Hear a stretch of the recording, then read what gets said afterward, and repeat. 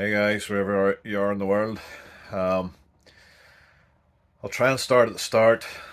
Basically, at this point in time, what are we? We are just came into February 2025, and this whole massive exercise is done and dusted, and we're on to other things in life. Hectic weekend. Mother went into hospital over the weekend. She's going to be okay. We hope to have her home this week. Stressful time, but life goes on. You just got to keep busy. So yeah, I'll try and start at the start of this mental project. Basically, we have been notified of by a local demolition contractor that is quoting for the removal of a building at probably the biggest hospital in our little country of Northern Ireland, and they have asked us if we're interested in buying these engines that are in the building. So let me see. So yeah, this is probably 2020. What's this? 5, 4. It would have been 23 that we were first notified of these engines, and we start out by going to view them. No idea what we're about to see, but when we went in the door of this building, yeah, our jaws hit the floor, and we were super excited at getting a shot at saving these engines. We've no idea the value. We've no idea if they're going to go to scrap or what. But our main goal in my other videos, as you see, any older machinery, equipment, large, rare, special, we don't want that going to scrap. We'll do everything in our ability to try and save them from going to scrap. So yeah, we'll rewind to 2023. We're going on site visit to view the machines, and yeah, stay tuned. This is a major operation. There's going to be a part 2 and a part 3. Absolutely, probably the biggest salvage saving project I've taken on to date. Some help from a couple of very kind friends, legends in the plant scene in Northern Ireland, Barry and Philip Foster, gave me a massive hand. Barry was home from work in Doha, I think he is, in the Middle East, and it was his week off, and he very kindly, he's like myself, he's plant crazy, and I wanted to do his bit to help us save these monster engines. So anyway, stay tuned and get ready to have a look in the door, and yeah, our mouths hit the floor. So yeah guys, if you like this sort of stuff, give me a thumbs up, subscribe for more. Appreciate your support, and together we'll all try and save more of these incredible machines. Cheers people. There's a magpie on the top of the chimney, the exhaust. It's about as big as a chimney.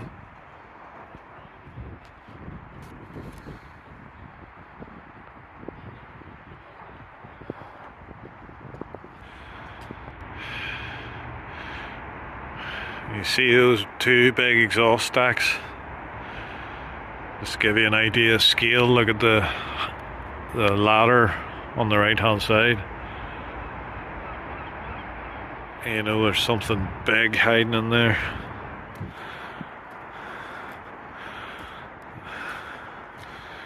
The main standby generators for our huge Royal Victoria Hospital. Unbelievable.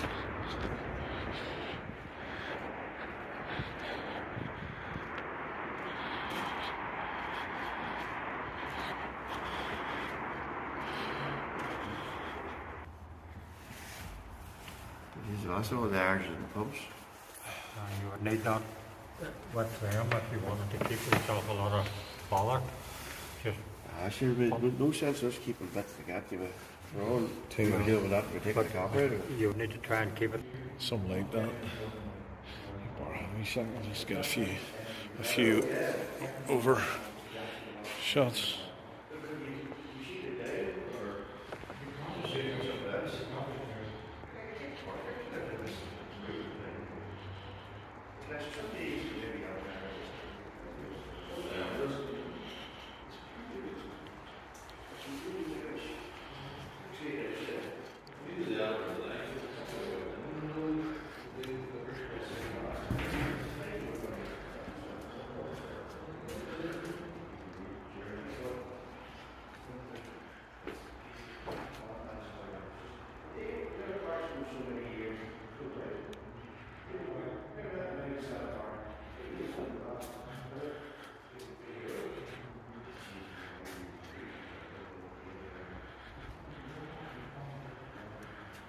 That's a smashing light, that.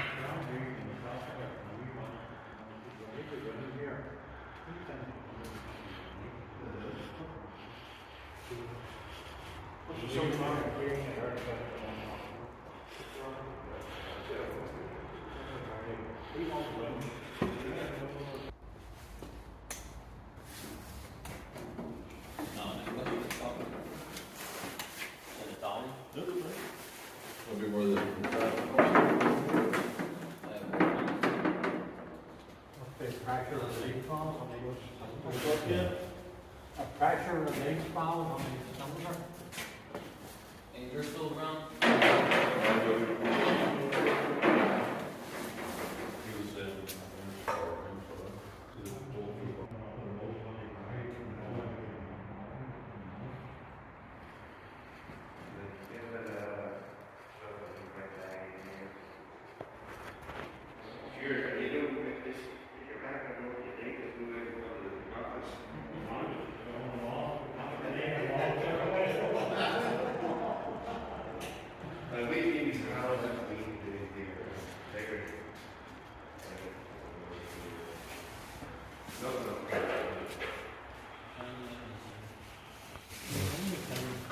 The air get to the engine.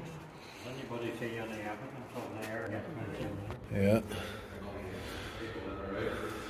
There's your valve left over Yeah. there.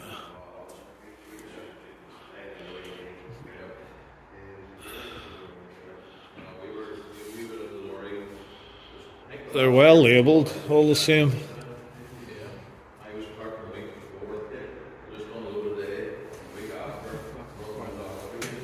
For the what? The rack that controls that. I think that's a stopper rack. Yeah. That's on the rack. Oh, there's a. Oh, it's probably a throttle there. Yeah, you're right. Beside your rev counter. Then where? What controls it? You're about to need something for the, like a governor or something somewhere, aren't you? Except you work on fuel pressure or something. It could be the fuel pressure, and whenever the rev drops, the fuel pressure goes down, and then it puts the fuel pressure up again.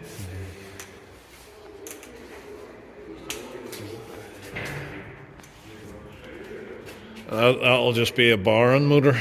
That'll be the bar over. That's all it's out for. So he's planning on buying one or two? Hopefully two. That's, Electrical connection, no, it's not electrical. One of those, pressure air or something. so that's an oil, a hydraulic motor, powering this. You're right. You know, so it's oil, hydraulic. Where does the oil come from? Are they drains? I'd say they're drains, are they? What drives it? Maybe they're not. Or is that an air piston motor like that? A 5-cylinder air piston? Or 4-cylinder? Maybe it is. Because that there. How much would one of these cost? Oh, I have to negotiate yet. this negotiation. We'll start at scrap value.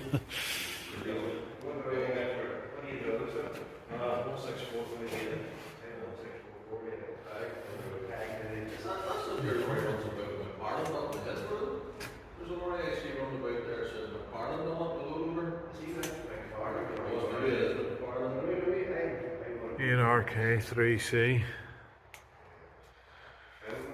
So I have a look at this motor on the other one to see if these are connected to anything.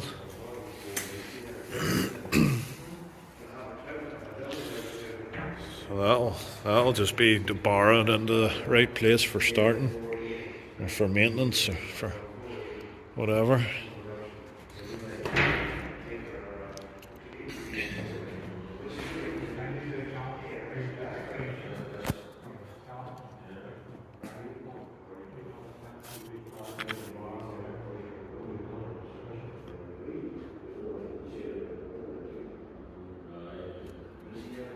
What does it say? There's a bit of a mystery, that one. There's a regulator there. See that lever? Yeah. Comes out and then the throttle was. I see up the top here. Yeah. See that arm there? Goes on the same thing. So that's it. That's it. The two of them connected together. Yeah.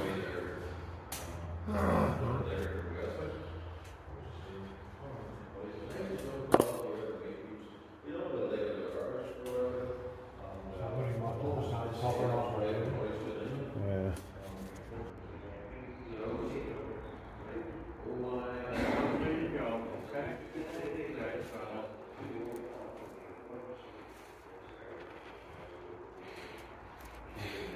Where the big light is? No. Better structural one.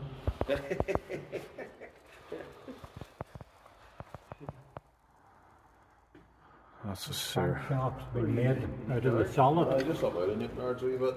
Sort of Craig Antlip and sort of Newton Ards and Craig Antlip. Up in the hills, you know, like the country stuff. Wow. Look at the oil still sitting in the bottom of the cylinder too. That's a Pearson? No. Oh, the guy you're talking about, Chris Blair? Take it to me.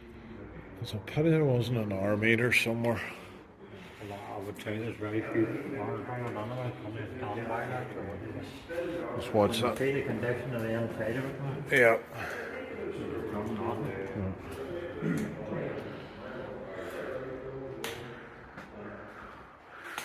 Size of the turbo.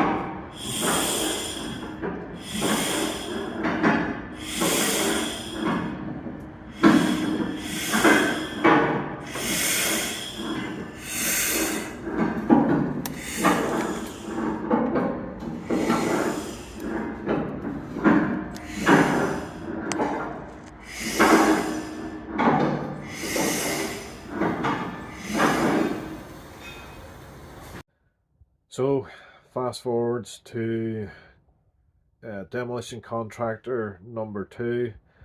From the initial demolition contractor number 1, it was approximately 6 months until we were contacted by demolition contractor number 2.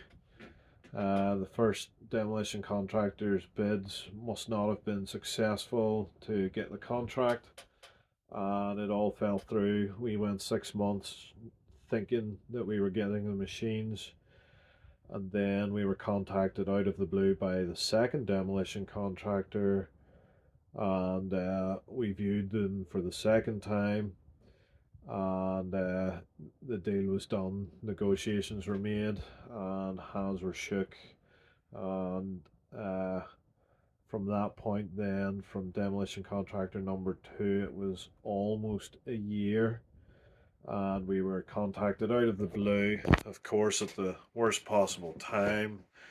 Just not it was barely going to work for us with work and business and life and everything going on, but we knew if we didn't move, they were going to get cut up, they were going to get pulled out of there with diggers, smashed to pieces and sent to the scrapyard. So all hands were on deck. I made some phone calls. As I said, I got my good friend Barry and Philip Foster. They pulled out the strings and helped me, and I got ripped into this monumental task of decommissioning and pulling these 25-ton engines. The exhausts were probably a separate 7-8 tons each. The radiators were probably 5 tons plus each. As I said, about 4 or 5 truckloads, so monumental job. So hope you're sitting comfortable. Stay tuned. We're going to have a lot of taking apart, and a lot of cranes, a lot of recovery trucks, and some mega work from this stage on. So as I said, get comfy, stay tuned, and yeah, big job. Right, so that's interesting. Expansion roller carriers, full stainless steel silencer, bolted flange, so we'll unbolt those there, and that should let us choke the stack and bring it down. So we'll take that crossbar off first. It's hard to convey the size of these silencers on their own. Colossal.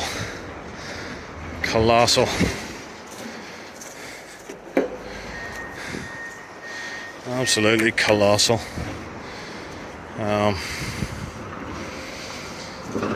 Right, so these have a bolted. Right, so the plan is unbolt this flange, hopefully expose another flange. Leave these as one single unit. Disconnect this flange. Let me see. Alright. Unknown here. Worst case scenario, cut this bracket. Sling on a choke around this flange and bring them down. So yeah, a lot of work up here, a lot of work, a lot of paperwork, a lot of health and safety, a lot of forms, a lot of insurance. Oh man. Oh, right, so we're on the live demolition site, and here they are in all their glory.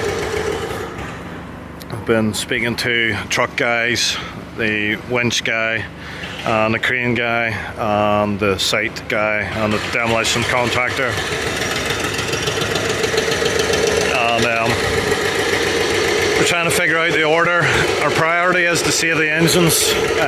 Those are the 2 cooling towers, and then the massive silencers on the roof. They are of secondary priority. So first order is to see if we can disassemble the exhaust at a slip joint here.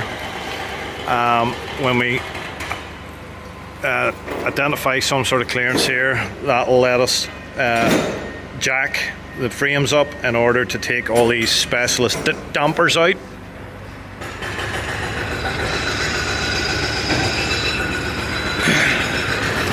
At the moment we're estimating weights, we reckon each one of these are going to be around 25 to 30 tons. So yeah, first port of call, check out the exhaust. So we've got some nice nasty insulation to strip away. and try and find a bolted joint, and then we can start and jack them up. Better now the rock hammers stop. We can hear ourselves think. Are you confident, Barry? Yes. So we're in the water return here, so I don't look too professional these days. oh, it'll be grand if it works. That's all we need. Incredible oil pumps. Look at the size of the oil pump. So it does have its own oil pump. I thought they were external, so that must be an external priming pump on the side of it. Big manual fuel pump. I see the fuel lines and everything marked there as well. So so we've uncovered this big double flex joint, slip joint. So we're just simply going to unbolt that, and that'll give us 2 foot of clearance. Then the next phase is unbolt all the flanges that Barry's doing here, and then jack it up, and that's it ready to drag out into the yard. So I better stop talking, get my finger out and do something.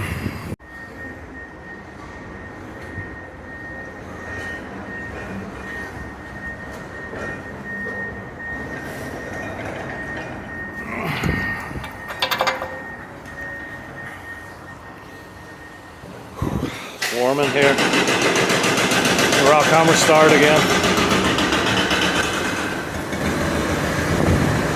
So it's nice that the coolant is all color coded. The lubrication oil pipes are all color coded. The fuel oil pipes are all color coded. So that helps us a bit. It's amazing. Heat exchangers, oil coolers, water in, water out, external filtration systems, and all the supply pumps and motors, isolation valves. So I have this large piece of the exhaust disconnected, stainless steel, absolute monster.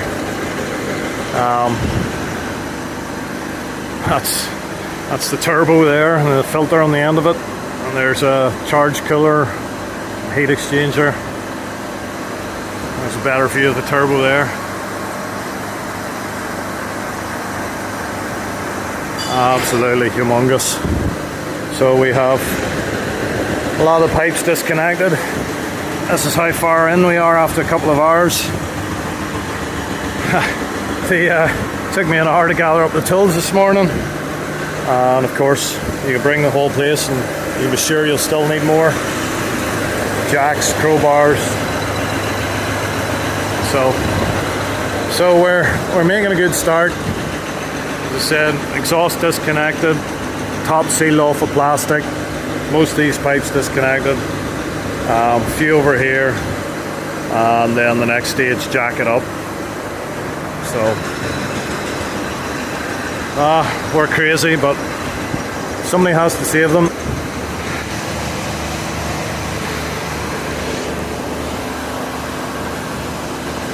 So vast majority of the pipes disconnected.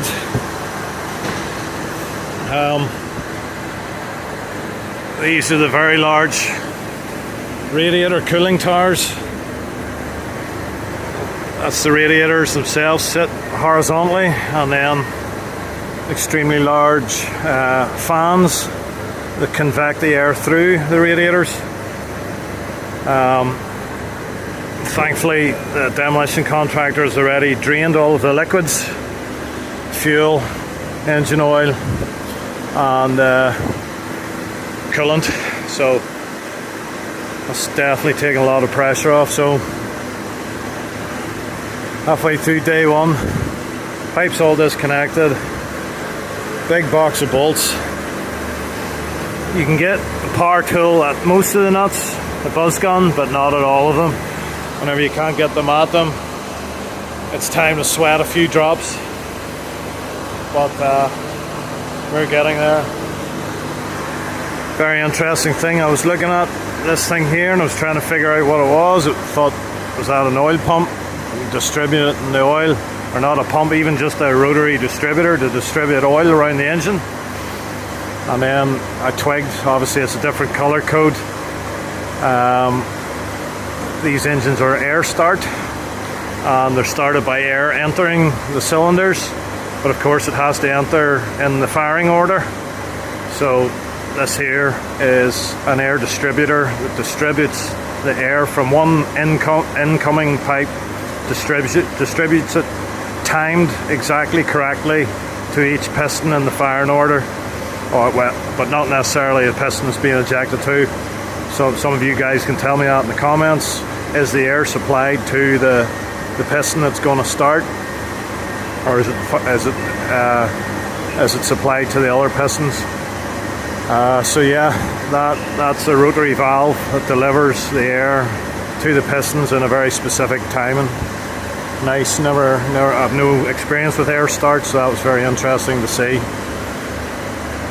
The fuel priming pumps, hand priming pumps, fuel filters, all very, very interesting, because these are life or death standby generators.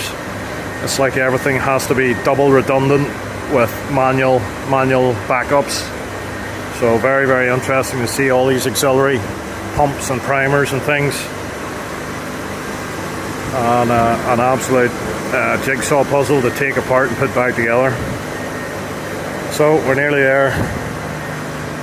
As far as disconnecting goes, I want the digger over to lift these filtration units, lift them up, take them out of the way.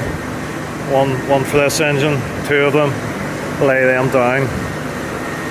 And then, as I said, the next stage will be jacking them up off the damper isolation units. So we're looking at the lift points. We're going to have to use spreader bars. I'm just checking to see if we have any pipes in line with the lift points. These are like cylinder decompression valves from what I can understand, so I've removed one that's in line with the lift point, and I'm going to have to remove this pipe as well. No big deal. Right, so yeah, nearing the end of the first day. We have one engine 90% disconnected, and we're full logistics mode, trying to figure out how many loads. We're hoping we can get both of these onto one truck, 2 lifts, 1 load. The silencers, as you've seen, were absolutely massive. I'll have to go up, disconnect this crossbar on a man basket, then put a choke chain under the flange, then unbolt it at the bottom or cut it on that big welded support. That's 2 lifts. Then the actual silencers themselves, I am hopeful we can get both onto a 40-foot truck, along with the stacks, hopefully. So that's us up to 3 loads. Then each engine is a load on its own, 4 or 5. So we're looking at 5 truckloads, and a lot of crane hire at the moment. So we're just trying to add it all up. We're getting in very deep, very quick. But no guts, no glory. Or total bankruptcy, one or the other. Anyway, mostly disconnected, ready to go. As I said, we have a large recovery truck coming to drag it out. Should be some good footage. So I think we're toying with the idea of hiring a smaller crane to lift all of this extra stuff separately, and then leave the 150-ton crane for the engines themselves. So making lots of phone calls about man baskets and cranes here at the moment, and take it from there. So we'll go and phone crane company and see what they say. Mendel. Wow, Belfast is a changed place. Changed place. really is. Day 2. The pump is on. More batteries, skids. We need as many skids as we can find to jack these things up onto in order to get the dampers out from below. This is crane. Old Bessie, my girl, is going to be tasked with lifting them off at this end, and they're going to go down the far end of the workshop for storage.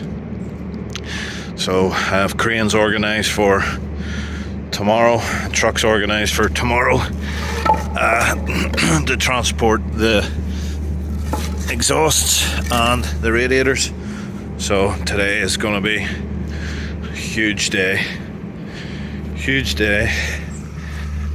So I'm going to unload these pipes and stuff and hit the road. Right, welt mass, safety specs, most important, life support water. Barry's arrived. All systems go. Today's going to be a huge day to get ready for the crane tomorrow. Let's get into it. Mother got sent there in the 70s, I think, during the Troubles. Oh, look, Marcia.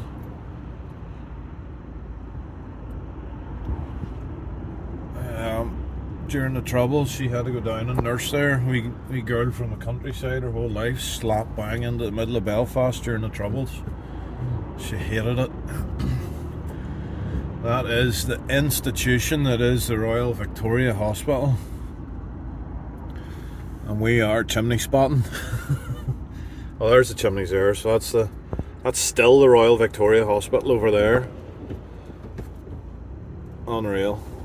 And that's the new boiler house chimneys there, Barry, those big ones. Yes. Huge place. You can see why the flipping generators are so big when you... How many acres is that? That must be 100 acres of flipping hospital. And that's the oxygen tank. We're very near to where we are working.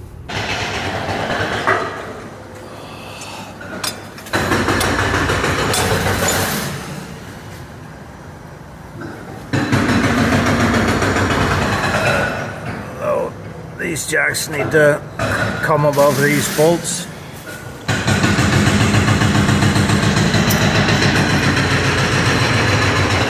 We're not really sure what way the dampers are constructed. Yeah, and the men are cutting the remainder of the wires at the far end. So main goal today is to get all of these jacks relieved. Right, well, that was a big unknown, and now we're a little bit wiser. These are the hydraulic dampers. The bolts go in here from the top. That's those bolts there, and then on the bottom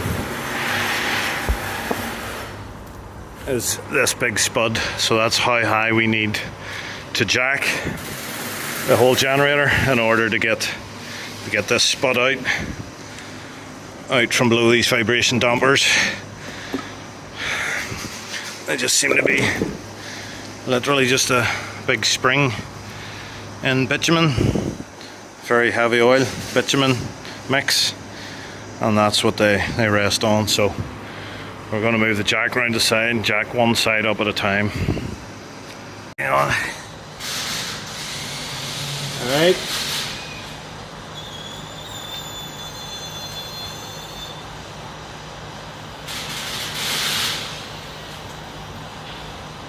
That jack's a lifesaver. Aye, so we'll go around the side bar then, as you say, take one side right out, chalk it in wood, and then go around the other side. There's going to be some weight of those. Do you see it? See a spring in her, Barry? That's why the piston's following it up. Big heavy spring and a very thick bitumen oil. Serious.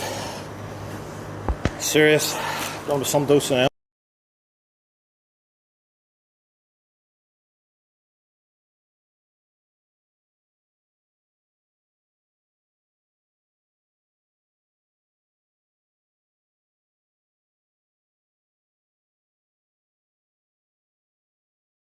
So that's one side. All of the jacks completely removed. Bit of fun getting our hydraulic jack out at the end. That's they're sitting on the timbers. Super rigid skid. We have no concerns about the skid coming off these timbers on the ground. That skid is solid. So starting to do the jacks on the other side. There's all the jacks there.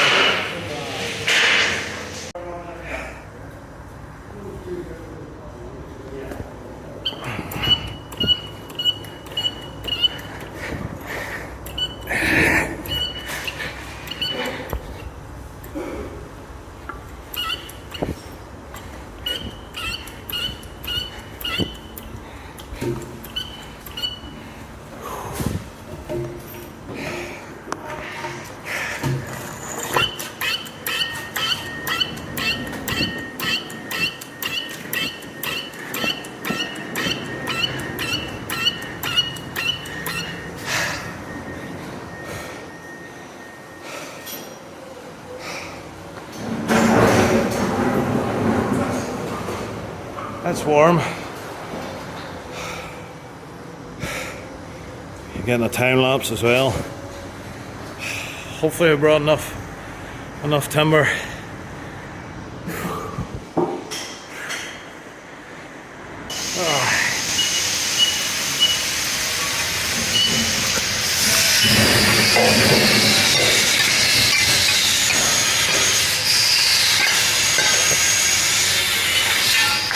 It's all jacks completely out. Alright, header.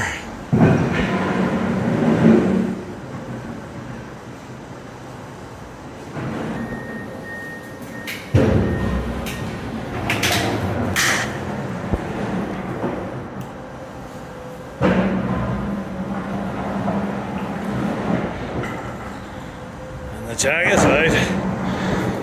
Success. And that, ladies and gentlemen, there's a happy smile. That's 100% disconnected and ready to drag. And I've had 2 more site visits today from appointed banksman for the exhaust and the coolant towers. That's out of the way. So, one done, pressure off. That was a big worry how those were going to go. So, next step I think is to release the exhaust on top again. As previously explained, that gives us the movement to jack it vertically to get the rest of the dampers out. So, that's the next stage, unbolt this exhaust. I'm moving in the right direction. We've got a 60-mile-an-hour storm forecast for tomorrow, or for Sunday, so we want to avoid that. And just remember, we've got that heat exchanger to take into consideration as well. We might need to take the end off that. We'll have a look. So we're just going to have a look at the radiator and ensure that it's been drained. We're going to crack this drain point here just to make sure it's been drained before we lift them on the crane. 30, 27. Balls. So we're preliminarily taking out, we're leaving a bolt in each corner and taking all the rest out so there's as little as possible to do when the crane arrives. Then we just hook up to the 4 lift points, undo 12 bolts, and that's it in the sky. So we'll take these feet bolts off next. That means he can take the weight, just lift it an inch off the ground, and then drop the legs off. So you think Brendan's been down here looking at these? Somebody's been here, look at that over there. Piece of pipe parcel there about crisps. See?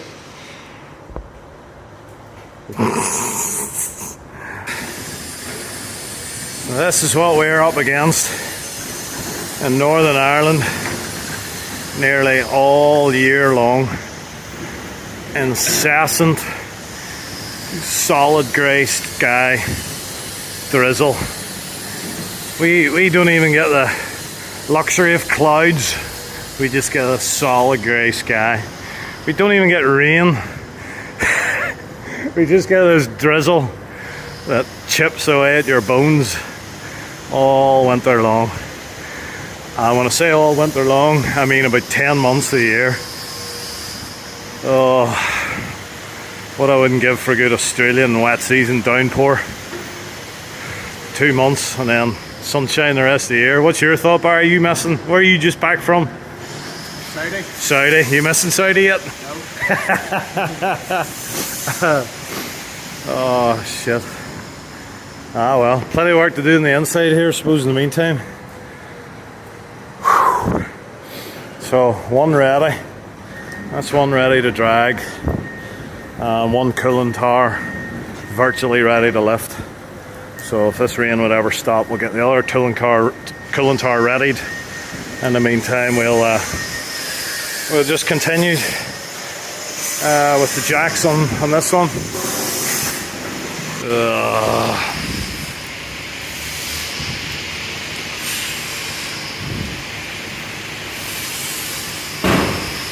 No, I don't miss Australia, not in the slightest.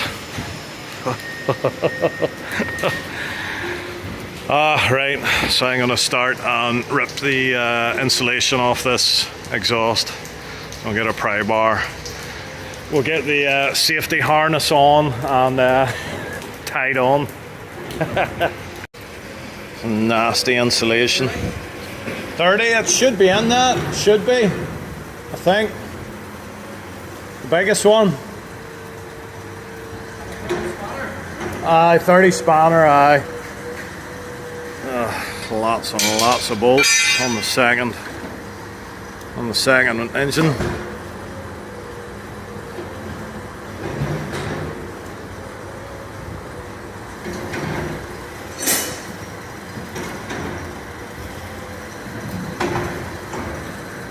Hopefully a buzz gun shifts them all.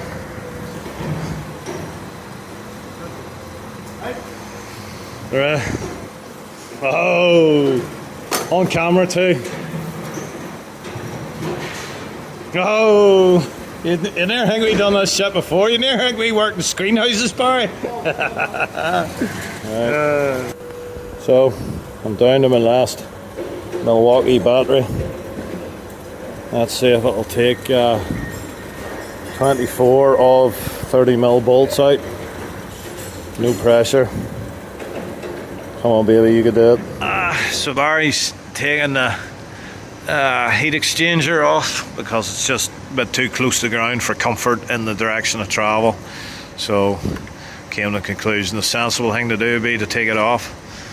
From what we can see, that's an oil cooler because it's supplied by the water circuit and the oil circuit. So that's the main hydraulic oil pump. You ever see a hydraulic oil or engine oil pump that size, Barry? Serious, isn't it? So yeah, gonna take all this off just to make it a bit safer for pulling. Plus the pulling chains are going to be in this general area too, so we don't want anything fouling. So I have that other exhaust off.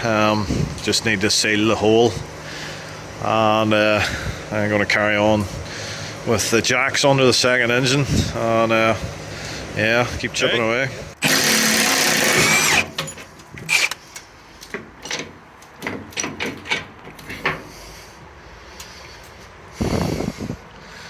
So leave the 3 bolts.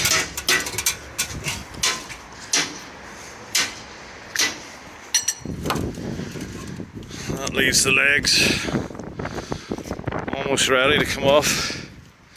So just 3 bolts left in each corner to make it quicker when the crane's on higher.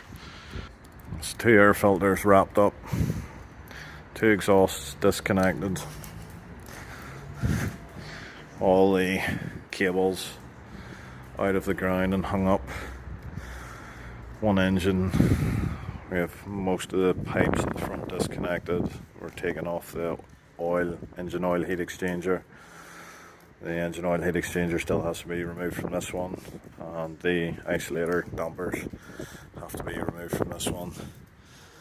So we're ready in the morning for 2 cooling towers with the crane.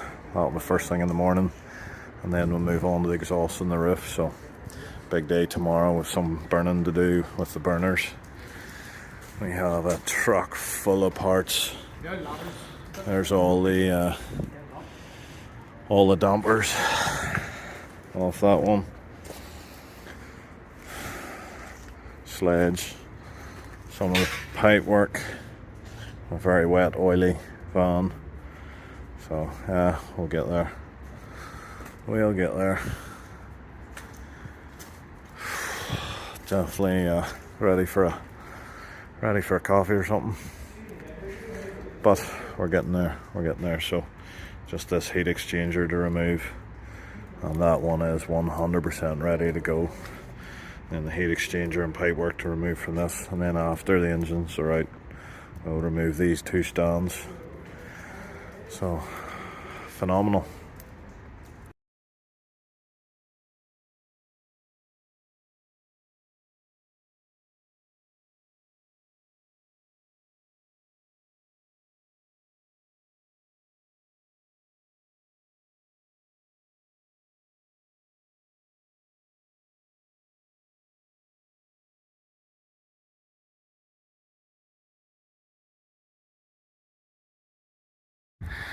That's all damper isolators out of one side.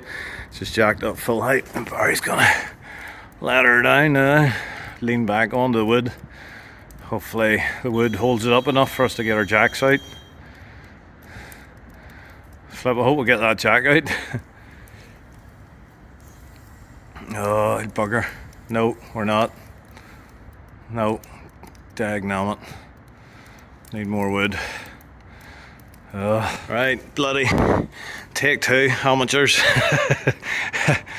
Make sure you have enough chocks to release your jack. So you can't use bricks, you can't use concrete blocks. Don't worry, we're not going to climb under here. We just need to get our jack out. There you go, job done. Whew. Bricks worked. Barry, look at that. Gonna put your fingers under there? Can't do that. That's not the proper way. Works. Right, that's one side. One side left. We just had to have a look at the internals. We're gonna get Barry to turn her over in the barn hole, which is, you have the big toothed flywheel. Look at that there, unreal. As easy as that. So he's barred there, and we'll have a look at the internals. I looked at them a while back and everything was lovely and corrosion free, condensation free. Go ahead, Barry. Oh, listen to that. Oh, listen to that. Unreal.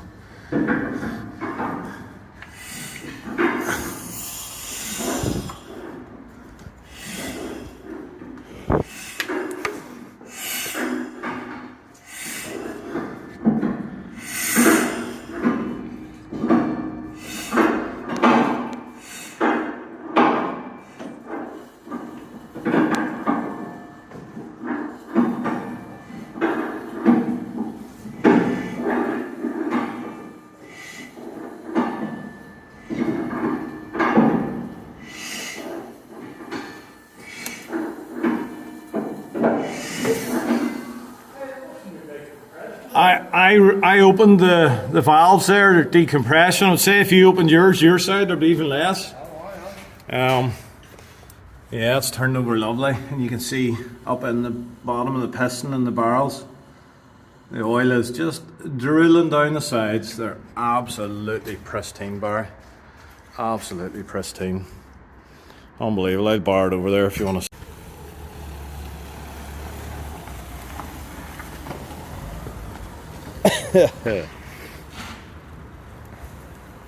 Oh, I like the look of this. He's reversing the tools up. Right, I just want to video the first impact reaction. You know, the first. Come on round the side, come on round the side.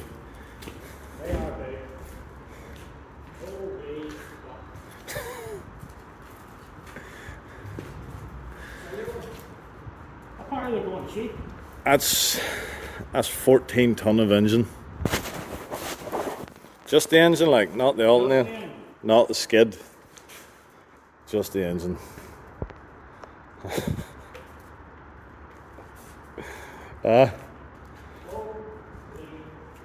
Are we nuts or what? See here?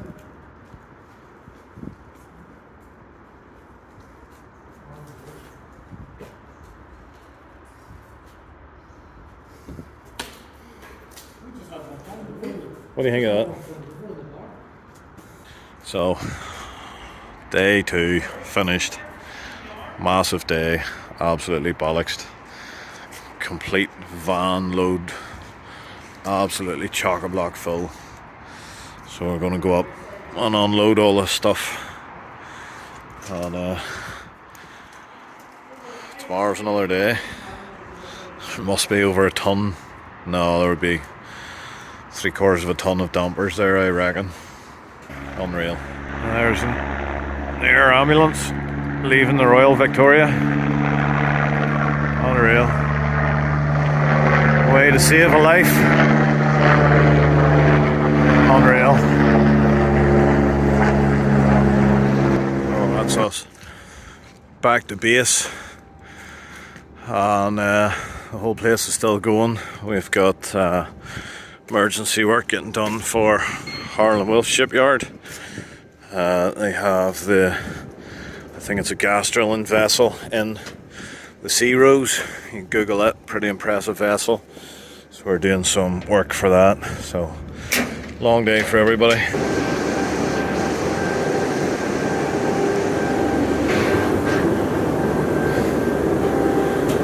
So it's going to go somewhere in here.